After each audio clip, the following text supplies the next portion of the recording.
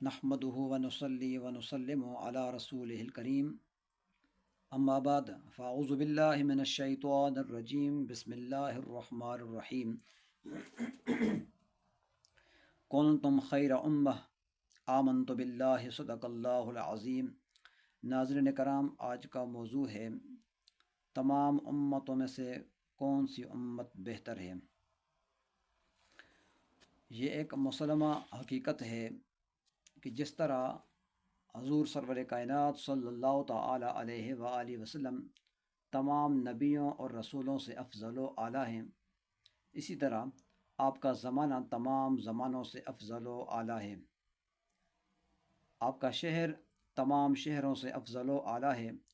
آپ کا دین تمام دینوں سے افضل و اعلیٰ ہے۔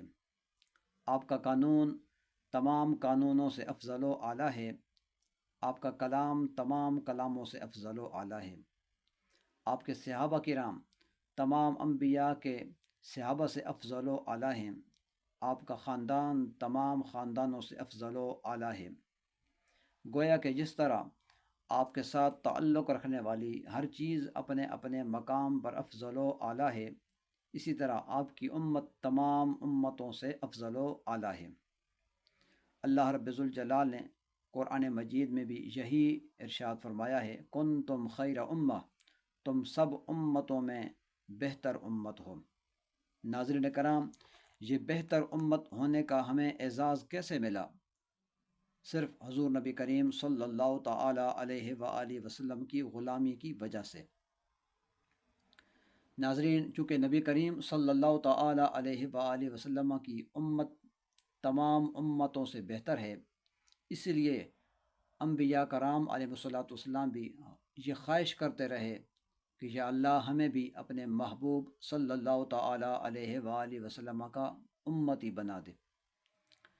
حضرت ابو ہریرہ رضی اللہ تعالی عنہ سے روایت ہے کہ رسول اکرم فخر دو عالم صلی اللہ تعالی علیہ وآلہ وسلم نے فرمایا، جب حضرت موسیٰ علیہ السلام پر توریت نازل ہوئی تو انہوں نے اس میں اس امت کا تذکرہ پایا اور بارگاہ الہی میں عرض کی، یا اللہ، میں توریت میں ایسی امت کا ذکر پاتا ہوں جس کا زمانہ تو آخر میں ہوگا، مگر وہ جنت میں سب سے پہلے داخل ہوں گے، تو ان کو میری امت بنا دے۔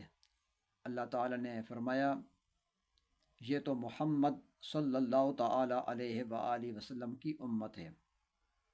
حضرت موسیٰ علیہ السلام نے عرض کی، یا اللہ، میں نے توریت میں ایک ایسی امت کا حال پڑھا ہے جو فرما بردار ہوگی اور ان کی دعا قبول ہوگی، پس اسے میری امت کر دے۔ فرمایا، یہ محمد صلی اللہ تعالی علیہ وآلہ وسلم کی امت ہے۔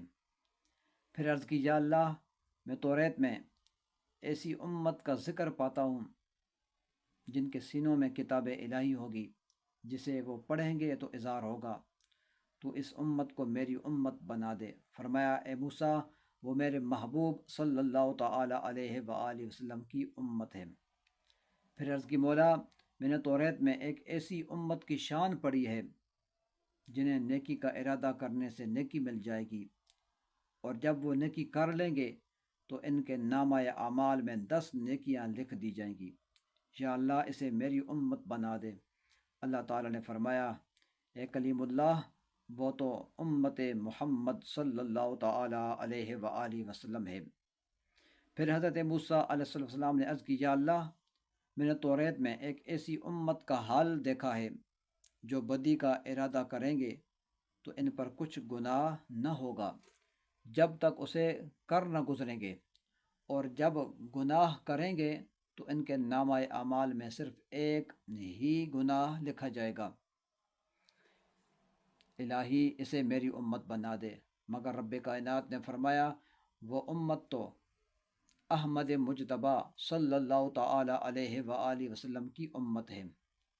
آخر میں حضرت موسیٰ علیہ السلام نے عرض کی، اے رب، میں نے توریت میں یہ تحریر پایا ہے کہ ایک امت وہ ہوگی جو اولین و آخرین کے علم کی وارث ہوگی اور گمراہ دجال کو ہلاک کرے گی، اس کو میری امت بنا دے۔ ارشاد ہوا وہ میرے محبوب حضرت محمد مصطفیٰ صلی اللہ تعالیٰ علیہ وآلہ وسلم کی امت ہے۔ پھر حضرت موسیٰ کلیم اللہ علیہ السلام نے عرض کیا، اے مولا تو مجھے ہی احمد مجتبیٰ حضرت محمد مصطفیٰ صلی اللہ تعالیٰ علیہ وآلہ وسلم کی امت میں شامل فرما دے۔